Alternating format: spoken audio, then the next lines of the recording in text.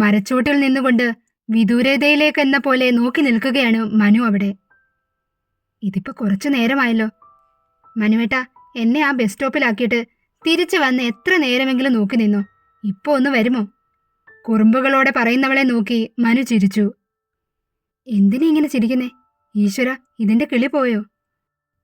അവളത് മനസ്സിൽ പറഞ്ഞതായിരുന്നുവെങ്കിലും ശബ്ദം കുറച്ച് ഉയർന്നതുകൊണ്ട് മനു അത് കേട്ടിരുന്നു. കിളി പോയോ എന്ന് ചോദിച്ചാ പോയി എന്ന് തന്നെ പറയാം. രേഷ്മ അവനെ ചമ്മിയ മുഖവുമായി നോക്കി നിന്നു. രേഷ്മ, നമ്മുടെ അഭിക്ക് അവന്തിക ഇഷ്ടമാണെന്നറിയാം.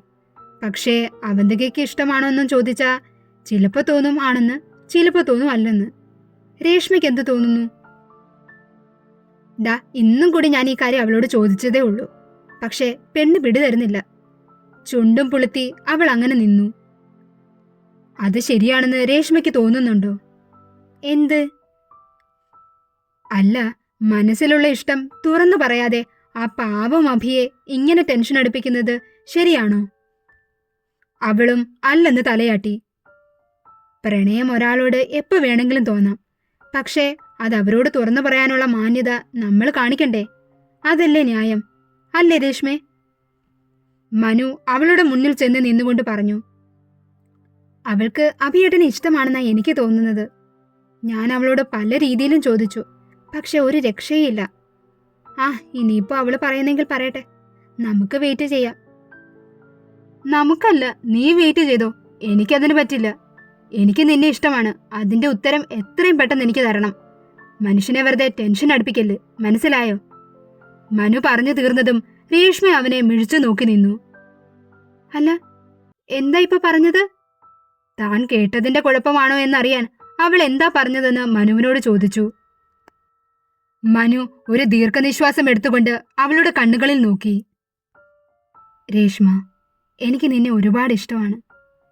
അവരുടെ പ്രണയം സക്സസ് ആക്കാനാണ് നമ്മൾ ഒരുമിച്ച് നിന്നതെങ്കിലും അതിലൂടെ ഞാൻ നിന്നെ സ്നേഹിച്ചു പോയി. നിന്റെ ഓരോ കുറുമ്പുകളും കുസൃതികളും എന്നെ നിന്നിലേക്ക് കൂടുതൽ അടുപ്പിച്ചു. എന്തോ എനിക്കതൊക്കെ ഇഷ്ടപ്പെട്ടു. എനിക്കറിയാം ഇത് നിനക്കൊരു ഷോക്കായെന്ന്. നീ കുറച്ച് സമയമെടുത്ത് ആലോചിച്ച് ഉത്തരം തന്നാ മതി. പക്ഷേ ഒരുപാട് വൈകരുത്. ഇപ്പം തന്നെ എൻ്റെ ഉറക്കം നീ കാരണം നഷ്ടപ്പെട്ടു. ഇനി നിന്റെ ഉത്തരം അറിയുന്നത് വരെ മനസ്സിനൊരു വീർപ്പുമുട്ടല. അതുകൊണ്ട് എൻ്റെ പൊന്നുമോള് ആലോചിച്ച് എത്രയും പെട്ടെന്ന് ഉത്തരം തരണേ. എല്ലാം പറഞ്ഞു കഴിഞ്ഞ് അഭിശ്വാസം എടുത്തു വലിച്ചു. അവൻ വല്ലാതെ കിതച്ചു പോയിരുന്നു. അവൻ അവളെ ഒന്ന് നോക്കി. ഉണ്ട കണ്ണുകൾ പിന്നെയും വിരിഞ്ഞു നിന്നു. ചിലപ്പോ അത് താഴേക്ക് ഊർന്നിറങ്ങി പോകുമോ എന്ന് വരെ അവന് തോന്നിപ്പോയി. വായും പൊളിച്ച് എന്തു പറയണമെന്നറിയാതെ ഒരു മൺപ്രതിമയെപ്പോലെ അവൾ അവിടെ തറച്ചു നിന്നു. മനു രേഷ്മയെ ഒന്ന് തട്ടി വിളിച്ചു. നമുക്ക് പോകാം. ഒരു ഞെട്ടലോടെ അവൾ അവനെ നോക്കി. പക്ഷേ മനു പിന്നെ അവളുടെ അടുത്ത് നിന്നില്ല. അവൻ തന്റെ ബൈക്കിൽ കയറിയിരുന്നു. വാടോ, തനിക്ക് പോകണ്ടേ? ബൈക്കും സ്റ്റാർട്ടാക്കി നിൽക്കുകയായിരുന്നു അവൻ അവിടെ. രേഷ്മ വിറയ്ക്കുന്ന കാലുകളോടെ ഓരോ ചുവടും എടുത്തു വെച്ച് എങ്ങനെയൊക്കെയോ ബൈക്കിൽ കയറി. മനു വണ്ടി മുന്നോട്ടെടുത്തു. പോകുന്ന വഴിയിൽ അവൻ കണ്ണാടിയിൽ കൂടി അവളെ നോക്കുന്നുണ്ടായിരുന്നു. അവൾ ഇപ്പോഴും ഒരു മായാലോകത്തെന്ന പോലെ ഇരിക്കുകയാണ്. അവനത് കണ്ട് ചിരി വന്നിരുന്നു. അധികം താമസിക്കാതെ അവർ ബസ് സ്റ്റോപ്പിൽ എത്തിയിരുന്നു. നിങ്ങളിത് എവിടെയായിരുന്നു? ആതിരയായിരുന്നു ചോദിച്ചത്. എടി, വരുന്ന വഴി എൻ്റെ ബൈക്ക് അങ്ങ് ഓഫായി. സെൽഫ് അടിച്ചിട്ട് റെഡിയായില്ല. പിന്നെ കുറച്ചു നേരം കിക്കറൊക്കെ അടിച്ചിട്ടാ ഒന്ന് സ്റ്റാർട്ടായേ. അതാ താമസിച്ചത്, അല്ലേ രേഷ്മേ? മനു ചോദിച്ചതും രേഷ്മ ഒരു ഞെട്ടലോടെ അതേന്ന് തലയാട്ടി. ശരിക്കും അവൻ എന്താ അവിടെ പറഞ്ഞതെന്ന് പോലും അവൾ കേട്ടിരുന്നില്ല. അവൾ ബൈക്കിൽ നിന്നും താഴെ ഇറങ്ങി അവന്തികയുടെ അടുത്തേക്കായി ചെന്ന് നിന്നു. അപ്പൊ ശരി, ഞാൻ പോകുവാണേ. യാത്ര പറഞ്ഞ് ആതിര അവിടെ നിന്നും പോയിരുന്നു. മനു ബൈക്ക് തിരിച്ചു കൊണ്ടുവന്ന് അവന്തികയോട് യാത്ര പറഞ്ഞു. രേഷ്മയെ ഒന്ന് കണ്ണിറുക്കി കാണിച്ചുകൊണ്ട് അവൻ അവിടെ നിന്നും പോയി. അവൾ അന്തം വിട്ട് മനു പോയ വഴിയെ നോക്കി നിന്നു. പെട്ടെന്ന് അവിടേക്ക് ബസ്സും വന്നിരുന്നു. ഡീ, നീ വരുന്നില്ലേ? അവന്തിക രേഷ്മയുടെ തലയിലൊന്ന് തട്ടിക്കൊണ്ട് ചോദിച്ചു. അവൾ അവന്തികയുടെ കൂടെ ബസ്സിൽ കയറിപ്പോയി. മനു ബൈക്കിൽ തിരിച്ചു പോകുമ്പോൾ അത്രമേൽ സന്തോഷിച്ചിരുന്നു. അവളെ കണ്ട നാൾ മുതൽ ഈ നിമിഷം വരെയുള്ള അവളുടെ ഓർമ്മകൾ ഓരോന്നായി അവൻ ചിന്തിച്ചു കൂട്ടി. അവളോട് എങ്ങനെയെങ്കിലും ഒന്ന് തുറന്നു പറയണമെന്ന് തീരുമാനിച്ചിരുന്നപ്പോഴായിരുന്നു അപ്രതീക്ഷിതമായി ഇന്ന് അവളുടെ വരവ്. വൈശാഖിനെയും കൂട്ടി ടെറസിൽ പോയിരുന്നുവെങ്കിലും അതിനിടയിൽ അവൻ താഴേക്ക് വന്നിരുന്നു. ബാൽക്കണിയിൽ നിന്നും അവർ 3 പേരും അഭിയുടെ മുറിയിലേക്ക് പോകുന്നത് കണ്ടപ്പോൾ പെട്ടെന്നുണ്ടായ തോന്നലിൽ അവൻ താഴേക്ക് ചെന്ന് വിദ്യയുടെ സ്കൂട്ടിയുടെ ടയറിലെ കാറ്റ് തുറന്നു വിട്ടു. രേഷ്മ വിദ്യയുടെ കൂടെയാണ് വന്നതെന്ന് അവൻ അറിയാമായിരുന്നു. എല്ലാം മനസ്സിൽ കണക്കുകൂട്ടി തന്നെ ആയിരുന്നു അവൻ ഇതൊക്കെ ചെയ്തത്. കൃത്യസമയത്ത് തന്നെ ആർക്കും ഒരു സംശയം തോന്നാത്ത രീതിയിൽ അവൻ ആ സമയം വിനിയോഗിച്ചിരുന്നു. ഇതെല്ലാം മനസ്സിലോർത്ത് ചിരിച്ചുകൊണ്ട് അവൻ ബൈക്കിൽ പോകുന്നുണ്ടായിരുന്നു. വൈശാഖ് വിദ്യയും കൂട്ടി അവളുടെ വീട്ടിലെത്തി. ബൈക്കിൽ നിന്നും ഇറങ്ങി അവനെ തിരിഞ്ഞു പോലും നോക്കാതെ അവൾ അകത്തേക്ക് കയറാൻ തുടങ്ങിയതും വൈശാഖ് അവളെ വിളിച്ചു. ഡി, ഒരു ഫോർമാലിറ്റിക്ക് വേണ്ടിയെങ്കിലും അകത്തേക്കൊന്ന് വിളിക്കാമായിരുന്നു. പരിഭവത്തോടെ അവൻ പറഞ്ഞുവെങ്കിലും അവൾ അത് വലിയ കാര്യമാക്കി എടുത്തില്ല. നിന്നെയൊക്കെ പിടിച്ച് അകത്ത് കയറ്റിയാലും മതി, ഇവിടെ വരെ എത്തിച്ചതിന് താങ്ക്സ്. അതും പറഞ്ഞ് അവൾ വീട്ടിലേക്ക് കയറിപ്പോയി. അമ്മേ, ഒരു സ്ട്രോങ് കോഫി ഇട്ട് തരുമോ? എനിക്ക് ഭയങ്കര തലവേദന. വിദ്യ ഹാളിലെ സോഫയിൽ വന്നിരുന്നു. അമ്മേ, ഒന്നല്ല 2 കോഫി എടുത്തു. വാതിലിനരികിൽ നിന്നുകൊണ്ട് വൈശാഖ് ഉച്ചത്തിൽ വിളിച്ചു പറഞ്ഞു. വിദ്യ അവനെ കണ്ടില്ല എന്ന ഭാവത്തിൽ തിരിഞ്ഞു നിന്നു. നീ എത്ര നാളായട ചക്ക ഇങ്ങോട്ടൊക്കെ വന്നിട്ട്? ഇതെവിടെയായിരുന്നു? വൈശാഖിന്റെ ശബ്ദം കേട്ടതും വിദ്യയുടെ അമ്മ രേവതി അവരുടെ മുറിയിൽ നിന്നും ഹാളിലേക്ക് വന്നു.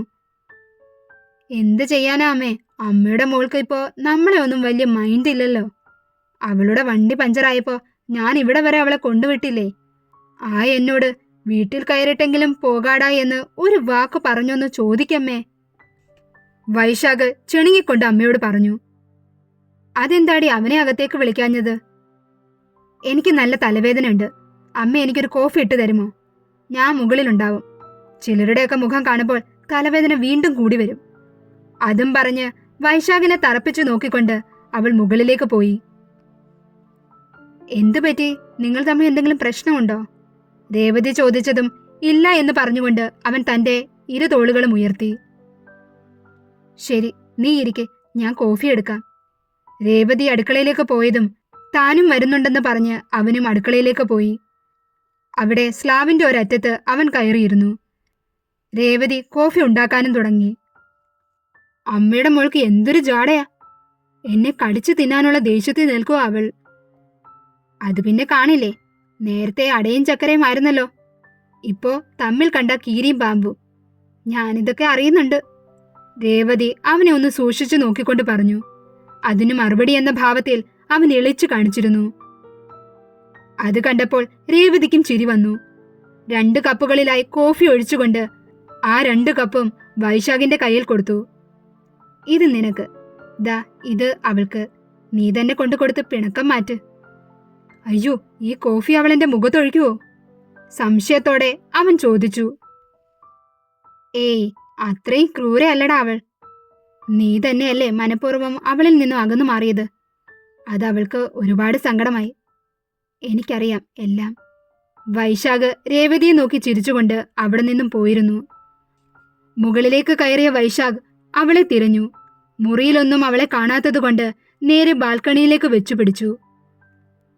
വിശ്രമത്തിനായി ഉപയോഗിക്കുന്ന അലങ്കാരമായി കൊത്തിയെടുത്ത ഒരു പരമ്പരാഗത തടിയൂഞ്ഞാലിൽ ഇരുന്നു കൊണ്ട് മറ്റെവിടേക്കോ നോക്കി അവൾ ആടുന്നുണ്ടായിരുന്നു. അത് കണ്ടതും ചെറിയ ചിരിയോടെ അവൻ അവളുടെ അടുത്തേക്ക് ചെന്നു. അവളുടെ കണ്ണിന് മുന്നിൽ കോഫി കപ്പ് നീട്ടിവെച്ചു. അവൾ അത് കണ്ടുകൊണ്ട് അവനെ നോക്കാതെ കപ്പ് വാങ്ങി കോഫി കുടിച്ചു. വൈശാഖ് അവളുടെ അടുത്തായി ചെന്നിരുന്നു. അവനും ആ കോഫി കുടിക്കുന്നതിനിടയിൽ അവളെ നോക്കിയിരുന്നു. ഡി, നിനക്കൊന്നും പറയാനില്ലേ? നിന്റെ വീട്ടിൽ വരുന്ന ഗസ്റ്റിനോട് ഇങ്ങനെയാണോ പെരുമാറുന്നത്? നിനക്ക് ഇത്രയൊക്കെ മതി. അവനെ നോക്കാതെ തന്നെ അവൾ അത് പറഞ്ഞു. വിദ്യ, നിനക്ക് എന്താ പ്രശ്നം? നീ കാര്യം പറ. എന്നെ കാണുമ്പോഴൊക്കെ നീ എന്തിനാ എന്നോട് വഴക്കുണ്ടാക്കുന്നേ? നമ്മൾ എത്ര നല്ല ഫ്രണ്ട്സ് ആയിരുന്നു. വിദ്യ അവനെ തുറച്ചു നോക്കി. ആയിരുന്നു, പക്ഷേ നീ തന്നെയല്ലേ ആ ഫ്രണ്ട്ഷിപ്പൊക്കെ വലിച്ചെറിഞ്ഞിട്ട് കണ്ടവളുമാരുടെ പുറകിന് പോയത്. അവളത് പറയുമ്പോൾ വൈശാഖിന് ചിരി വന്നിരുന്നു. പക്ഷേ അവൾ കാണാതെ അവൻ അത് അടക്കി പിടിച്ചു. ഞാൻ അവരുടെയൊക്കെ പുറകിന് പോയതുകൊണ്ട് നമ്മുടെ ഫ്രണ്ട്ഷിപ്പിനെ അതെങ്ങനെ ബാധിക്കുന്നേ? അപ്പോഴും ഞാൻ നിന്നോട് എങ്ങനെയാണോ നിന്നെ അതുപോലെ തന്നെയല്ലേ പിന്നീട് അങ്ങോട്ട് നിന്നെ. ആണോ? നീ തന്നെ ഒന്ന് ആലോചിച്ചു നോക്ക്. നീ മനഃപൂർവ്വം എന്നെ അവോയ്ഡ് ചെയ്തില്ലേ? വിദ്യയുടെ പരിഭവം അവന് മനസ്സിലായിരുന്നു. എങ്കിലും അവൻ അത് കണ്ടില്ല എന്ന് നടിച്ചു. ഞാൻ നിന്നെ എങ്ങനെ അവോയ്ഡ് ചെയ്തെന്നാ പറയുന്നേ? അഭിയോടും മനുവിനോടും ആതിരയോടും പെരുമാറുന്നത് പോലെ തന്നെയല്ലേ നിന്നോടും പെരുമാറിയത്. നിന്നെ ഉൾപ്പെടെ ആരെയും ഞാൻ അവോയ്ഡ് ചെയ്തിട്ടില്ല. പിന്നെ കുറച്ച് പെൺകുട്ടികളോട് ഒന്ന് സംസാരിച്ചു. അതിനിപ്പോ എന്താ തെറ്റ്? വിദ്യയുടെ മൂക്ക് ദേഷ്യം കൊണ്ട് ചുവന്നു വന്നു. പല്ലും കടിച്ചു പിടിച്ച് അവൾ അവനെ തറച്ചു നോക്കി. കയ്യിലിരുന്ന കപ്പ് ആ ഊഞ്ഞാലിന്റെ ഒരു വശത്തായി വെച്ചു. നീ എന്നെ അവോയ്ഡ് ചെയ്തിട്ടില്ലേ? ആദ്യം നമ്മളായിരുന്നില്ലേ ഫ്രണ്ട്സ്?